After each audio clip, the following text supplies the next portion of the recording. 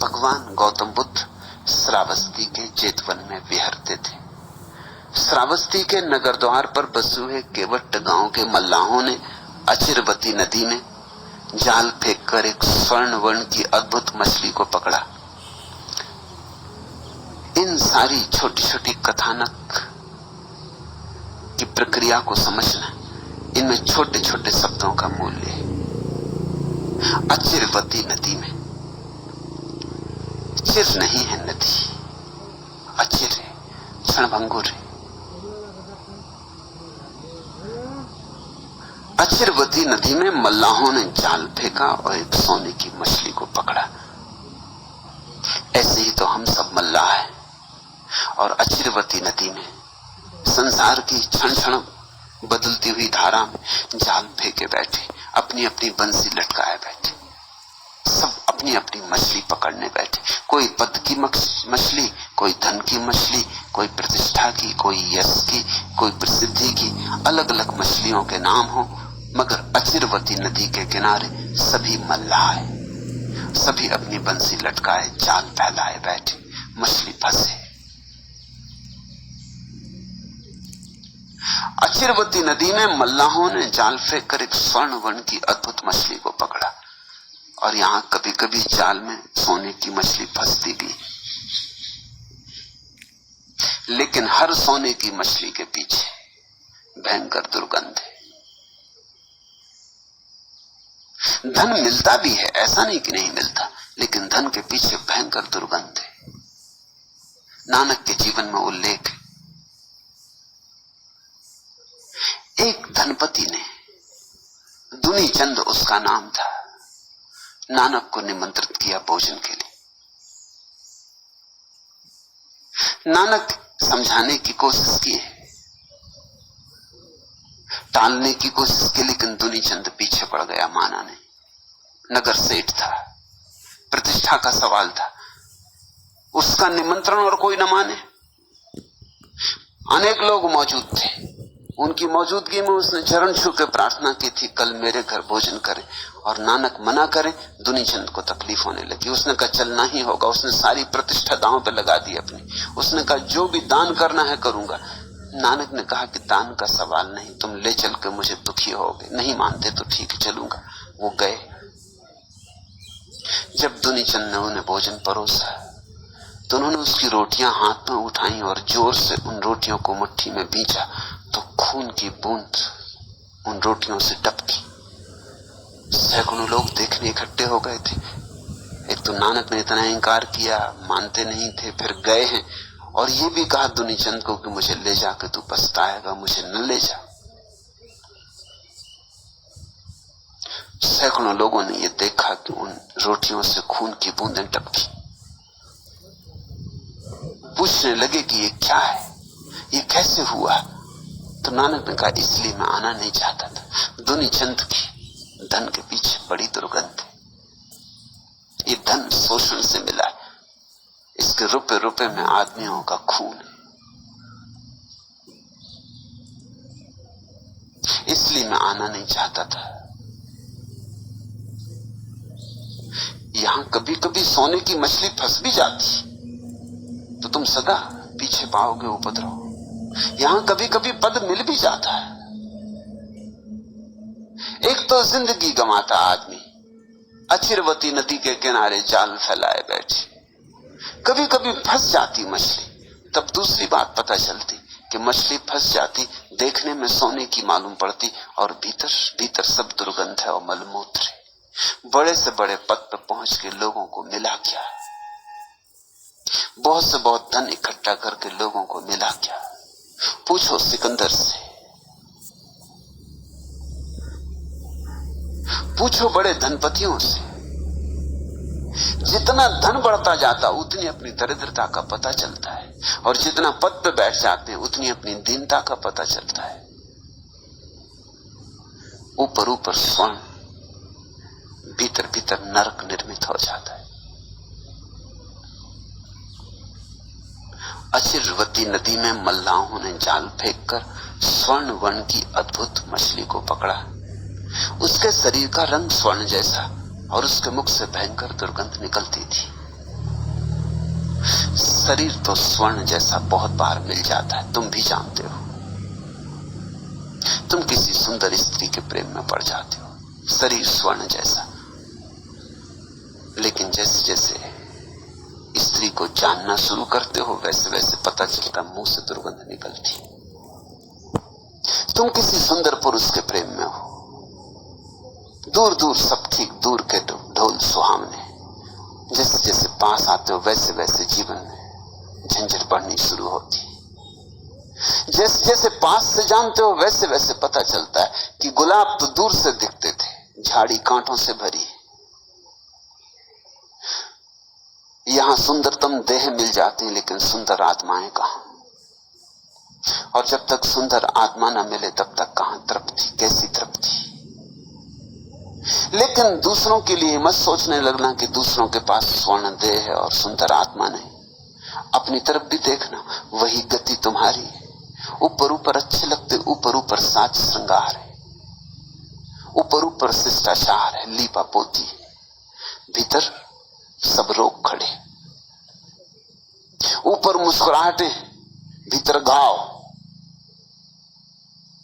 ऊपर बड़े सज्जन मालूम पड़ते, भीतर जंगली जानवर छिपा है। मुख में राम, बगल में छुरी। अपने ही जीवन अनुभव से देखोगे तो पालोगे ये बात सच। भीतर का भोलापन कहां मिलता, भीतर का स्वर्ण कहां मिलता। भीतर और बाहर एक हो ऐसा आदमी कहां मिलता। भीतर और बाहर एक ही धुन बजती हो, भीतर और बाहर एक ही संगीत हो, भीतर और बाहर एक ही सुगंध हो, ऐसा आदमी कहां मिलता। ऐसा आदमी मिल जाए तो उसका संग साथ मत छोड़ना। ऐसा आदमी पारस जैसा है, उसके साथ लोहा भी सोना हो सकता है। लेकिन उसके पास शरीर को ही मत रखना, नहीं तो ऊपर ऊपर सोना हो जाओगे। उसके पास आत्मा को भी रखना, उसके चरणों में सिर ही मत झुकाना, आत्मा को भी झुका देना। जब कभी कोई ऐसा व्यक्ति मिल जाए जिसके बाहर भीतर सब एक हो, जिसके बाहर भीतर नाद बज रहा हो, जिसके बाहर भीतर ओंकार की गूंज उठ रही हो, जिसके बाहर भीतर आनंद ही आनंद हो, समाधि समाधि के फूल खिल रहे हो, फिर वहां शरीर को ही मत झुकाना, शरीर से ही उसके पास मत जाना, फिर आत्मा से सत्संग करना। नहीं तो जो गति मछली की हुई वही गति तुम्हारी हो जाएगी। यही तो हो रहा है। सत्संगों में भी जाते हो तुम, ऐसा नहीं कि नहीं जाते। कभी कभी मंदिर भी जाते हो, मस्जिद भी जाते हो, गुरुद्वारे भी जाते हो, कभी कभी साधु संग भी करते हो, मगर ऊपर ऊपर से, भीतर भीतर से अपने को बचाए रखते हो। पछताओगे कभी, बुरी तरह पछताओगे, क्योंकि सत्संग तो भीतर से होना चाहिए। देह पास हो या ना हो चलेगा, आत्मा पास होनी चाहिए। आत्मा से किसी के पास बैठ जाने का नाम ही शिष्यत्व है। उस मछली का रंग तो स्वर्ण जैसा, किंतु उसके मुख से भयंकर दुर्गंध निकलती थी। ये कहानी तुम्हारी है, ये कहानी सबकी है। इन कहानियों को कभी भूल के ऐसा मत सोचना कि ठीक है, कथाएं पुराणों की है। ये कथाएं तुम्हारी हैं, ये मनोवैज्ञानिक है, ये मनुष्य के मन की कथाएं। मल्लाहों ने उसे राजा को दिखाया। राजा उसे एक द्रोणी में रखवा कर भगवान के पास ले गया। उस समय मछली ने मुख खोला। अब तुम थोड़ा सोचना, मल्लाह नहीं समझे, समझ में आती है बात। मल्लाहों ने न कभी सोना देखा, कैसे समझे? लेकिन राजा तो सोने में जीता था। राजा को भी दिखाई ना पड़ा कि उसकी ही कथा है। ऊपर ऊपर सोना था राजा के भी, भीतर भीतर उसके भी तो दुर्गंध थी। उसको भी चमत्कार मालूम हुआ। मल्लाहों को क्षमा कर दो, क्षमा किए जा सकते। कभी सोना देखा नहीं, सोने की मछली सपने में नहीं देखी। राजा तो सोने की ही दुनिया में रहता था। इसे तो अकल होती, मगर कौन अपने को देखता? अपने पे आंख ही नहीं जाती, अपने को आदमी देखता ही नहीं। चीन में एक पुराना रिवाज था कि जब किसी कैदी को फांसी देते तो फांसी देने के पहले उसके हाथ में आईना देते कि वो अपनी शक्ल देख ले। बड़ी अजीब परंपरा। काहे के लिए? कोई आदमी मर रहा है, उसे तुम दर्पण दे रहे हो। ये एक बहुत प्राचीन परंपरा का हिस्सा था। वो परंपरा ये कहती है कि इस आदमी ने जिंदगी भर तो अपना चेहरा नहीं देखा, अब मरने के वक्त तो देख ले। कोई अपना चेहरा देखता ही नहीं। हम दूसरों में ही उलझे रहते हैं, दूसरों की निंदा में, दूसरों की आलोचना में। कौन गंदा, कौन बुरा, कौन पापी, कौन अनाचारी, इसी में बीत जाता समय। फुर्सत कहां कि अपना चेहरा आईने में देख ले। ये राजा को भी समझ में ना आया। ये बात इतनी सीधी साफ थी, इसमें उलझन कहां है, इसमें रहस्य कहां है? राजा को तो समझ में आना चाहिए था कि बाहर मैं सोने का हूं जैसे ये मछली सोने की, और भीतर मेरे दुर्गंध है जैसे इसके भीतर दुर्गंध है। बात उसे तो खुल जानी चाहिए थी, उसे भी ना खुली।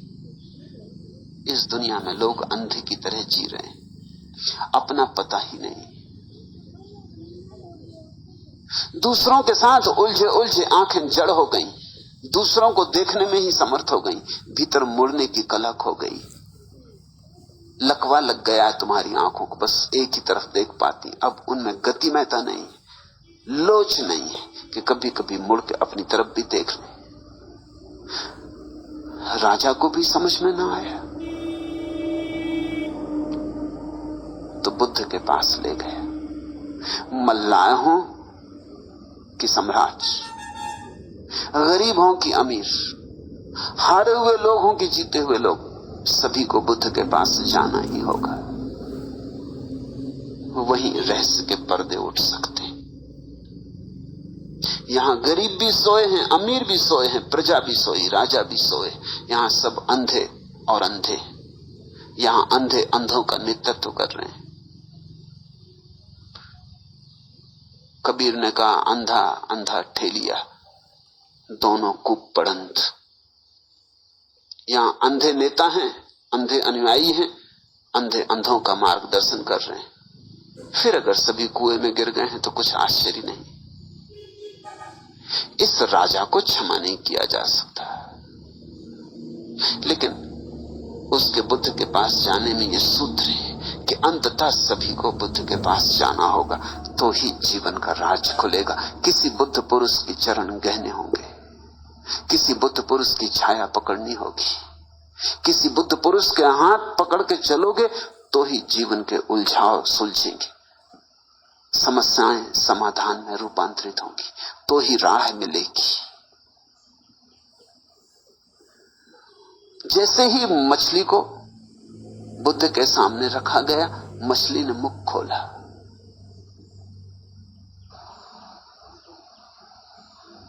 क्यों मछली ने बुद्ध को देख के मुख खोला? याद आ गई होगी, अवाक हो गई होगी, मुंह खुला होकर रह गया होगा। अरे फिर ऐसे ही एक बुद्ध पुरुष को कभी उसने जाना था, जाना भी था और चूक भी गई, जाना भी था और जान भी ना पाई। पर लोग अक्सर पछताते हैं तब जब पछताने में कुछ सार नहीं रह जाता। अब पछताए होत का, जब चिड़िया चुग गई खेत। रोती होगी, जार जार रोती होगी। अचानक फिर देखकर, और ध्यान रखना, बुद्ध पुरुषों के रूप कितने ही भिन्न हो, उनकी देहें कितनी ही भिन्न हो, उनके चेहरे कितने ही भिन्न हो, उनका भाव एक, उनके भीतर की ज्योति एक। दिए में भेद हो सकता है, मिट्टी के दिए कई तरह के बन सकते हैं, लेकिन दिए में जो ज्योति चलती, उसका स्वाद एक, उसका गुण एक, उसका धर्म एक। ये मछली कभी किसी एक बुद्ध के पास रही थी। अनंत बुद्ध हुए, ध्यान रखना, गौतम बुद्ध ने बहुत बार अपने से पहले हुए बुद्धों की कथाएं कही। अनंत बुद्ध हुए,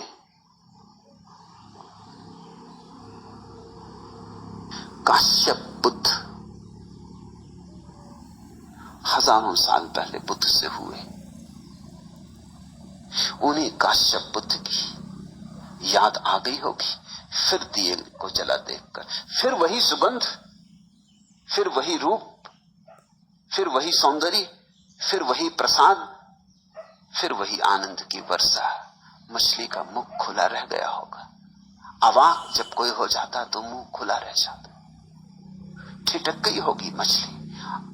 सोचा नहीं था सपने में कि फिर ऐसे व्यक्ति के दर्शन होंगे। एक बार बुद्ध पुरुष खो जाए तो जन्म जन्म लग जाते, क्योंकि बुद्ध पुरुष विरले हो भी तो भी तुम उनके पास पहुंच पाओ इसकी बहुत कम संभावना है, क्योंकि तुम वहां जाते हो जो तुम्हारी तलाश है। तुम राजनेता के पास जाते हो क्योंकि पद की तुम्हें तलाश है। राजनेता तुम्हारे गांव में आए तो तुम सब इकट्ठे हो जाते हो, कभी स्वागत करने, कभी जूते फेंकने, मगर इकट्ठे हमेशा हो जाते हो। तुमसे रुका नहीं जाता, वहां तुम्हारे प्राण अटके। बुद्ध पुरुष गांव में आए भी तो भी तुम शायद ही जाओ, क्योंकि बुद्धों से तुम्हारा क्या लेना देना। वह तुम्हारी आकांक्षा नहीं है। तुम वासना छोड़ना थोड़ी चाहते, तुम वासना को पूरा करना चाहते हो। तुम बुद्धों से बचोगे। अगर बुद्ध रास्ते पे मिल जाएं तो तुम बगल की गली से भाग खड़े होगे। तुम बचोगे। ऐसे लोग बचते हैं, बचने के लिए हजार बहाने खोजते, तर्क जाल बना लेते। क्यों? क्योंकि उन्हें डर लगता है कि बुद्ध पुरुष के पास गए, अगर कोई बात सुनाई पड़ गई और कहीं समझ में आ गई तो अब तक जो जो उन्होंने न्यस्त स्वार्थों का जाल फेंकाया, अचिरवती नदी के किनारे जो वो मछली पकड़ने बैठे हैं, उसका क्या होगा। और वर्षों से मछली पकड़ने बैठे हैं, अभी तक पकड़ी है नहीं मछली।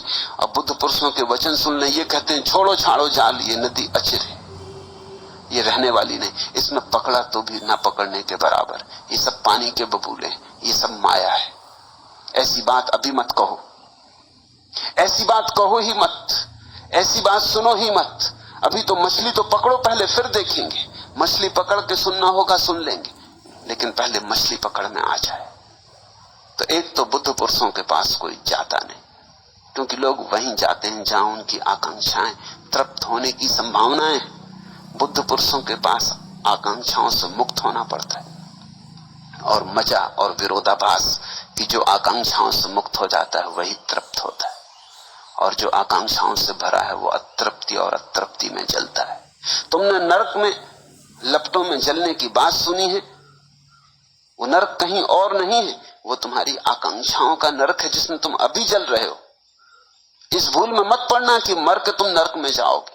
तुम नरक में हो। नरक में होने का अर्थ इतना ही होता है, तुम्हारा मन वासना की लपटों से भरा है।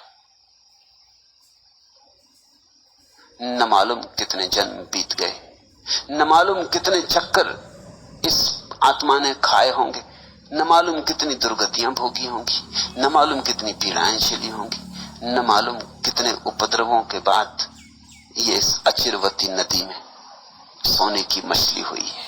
इसने सोचा भी नहीं होगा। आदमी रह के बुद्ध नहीं मिलते तो मछली होकर बुद्ध कैसे मिल जाएंगे। लेकिन वो जो एक बुद्ध के पास होना हुआ था, वो जो बुद्ध के पास सांस लेना हुआ था, वो जो महापुण्य हुआ था, उसके कारण फिर आकस्मिक रूप से भी बुद्ध का मिलना हो सकता है। अब ये बिल्कुल आकस्मिक है। मछुओं ने पकड़ा मछली को, ले गए राजा के पास, राजा को समझ में ना आया, ले आए बुद्ध के पास। अब मछली का और बुद्ध से मिलना करीब करीब असंभव है। कैसे होगा? बुद्ध मछली नहीं पकड़ते, मछलियां बुद्ध नहीं खोजती, ये मिलना होता कहां? मगर ये मिलना हुआ है। वो जो बीजारोपण हुआ था, अधूरा अधूरा हुआ था, यद्यपि वो आज भी फल ला रहा है। किसी बुद्ध पुरुष के पास बैठने से जो थोड़ी सी भी श्वास तुमने ली है उसकी हवा की, वो जन्मों जन्मों तक तुम्हें साथ देगी। अपूर्व, अनजाने, आकस्मिक रूप से साथ देंगी। तुम्हारे जाने अनजाने साथ देंगी। राजा ने भगवान के चरणों में 3 बार प्रणाम कर पूछा, बंदे क्यों इसका शरीर स्वर्ण जैसा और मुख से दुर्गंध क्यों निकलती?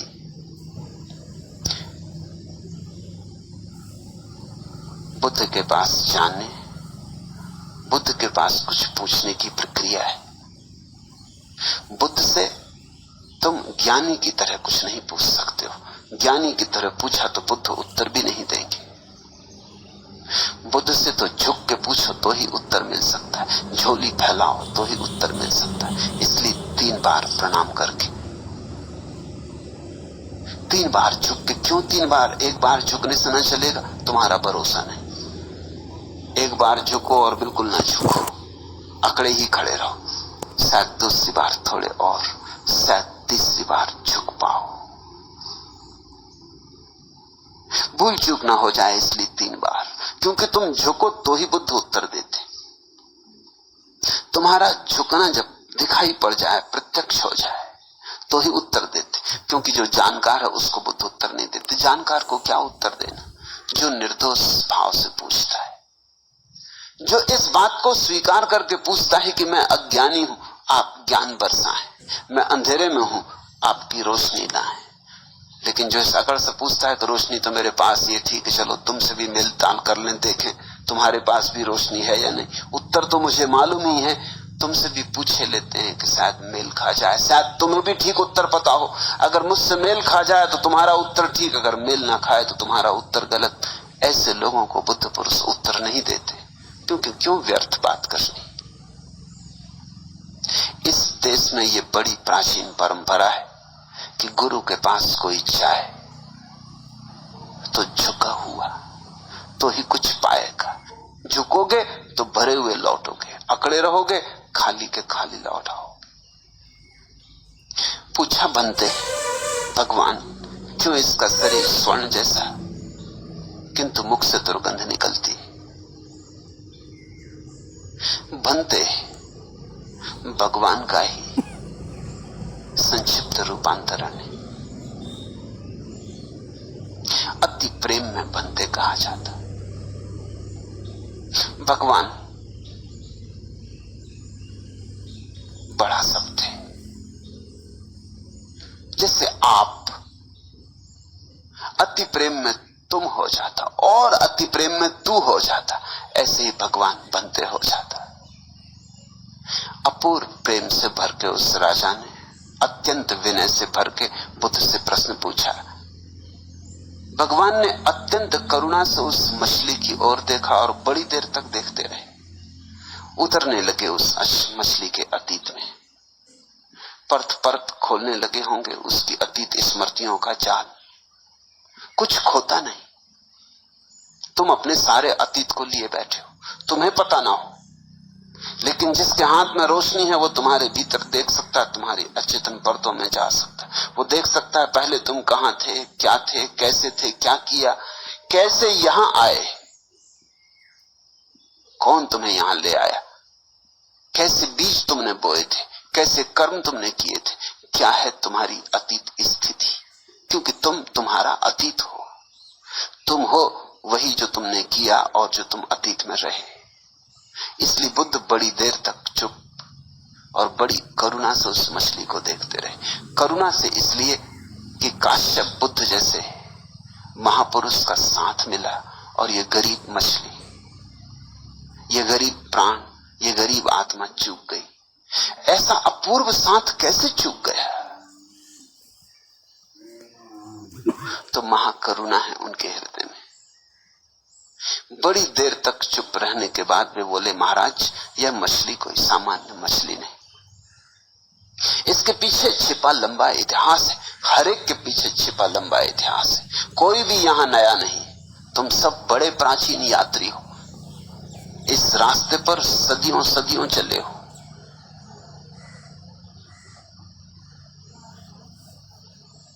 तुम कुछ नए आज चलने लगे हो संसार में, ऐसा नहीं। अति पुरातन हो, उतने ही पुरातन हो जितना पुरातन ये संसार है। तुम प्रथम से चल रहे हो, तुम इस संसार के साथ ही हो। अनेक अनेक रूपों में, अनेक अनेक ढंगों में, कभी वृक्ष, कभी पशु, कभी पक्षी, कभी मनुष्य, और घूमते रहे हो मूर्छित। तुम्हें पक्का पता नहीं, तुम्हें कुछ भी पता नहीं कि तुम कहां से आए, कैसे आए, कौन हो। लेकिन बुद्ध पुरुष की रोशनी में सारी परतें अपना राज खोल देती। बुद्ध का ध्यान तुम्हारे भीतर ऐसे जाता जैसे एक्सरे की किरण जाए, जो नहीं दिखाई पड़ता वो दिखाई पड़ जाए। बुद्ध ने कहा, यह काश्यप बुद्ध के शासन में कपिल नामक एक महापंडित भिक्षु था। शासन शब्द को भी समझ लेना। बौद्ध और जैन परंपरा में राजाओं के शासन को शासन नहीं कहा जाता, उनका भी कोई शासन। टुटपुंजिए हैं तुम्हारे राजा, तुम्हारे महाराजा, तुम्हारे राष्ट्रपति, तुम्हारे प्रधानमंत्री। बुद्ध और जैन परंपरा में शासन कहा जाता बुद्धों का। वे ही शासता हैं, क्योंकि उनसे ही शासन का जन्म होता और अपूर्व शासन का जन्म होता। ऊपर से कोई थोपी नहीं जाती बात, लेकिन तुम्हारे भीतर से उपजती एक अनुशासन पैदा होता जो तुम्हारी अंतरात्मा से आता। कोई तुम्हें जबरदस्ती नहीं करता कि तुम ऐसे हो जाओ, कोई तुम्हें मारता पीटता नहीं, न कोई दंड देता, न कोई पुरस्कार देता, न अदालतें, न सिपाही। बुद्धों का शासन तुम्हारे भीतर पैदा होता।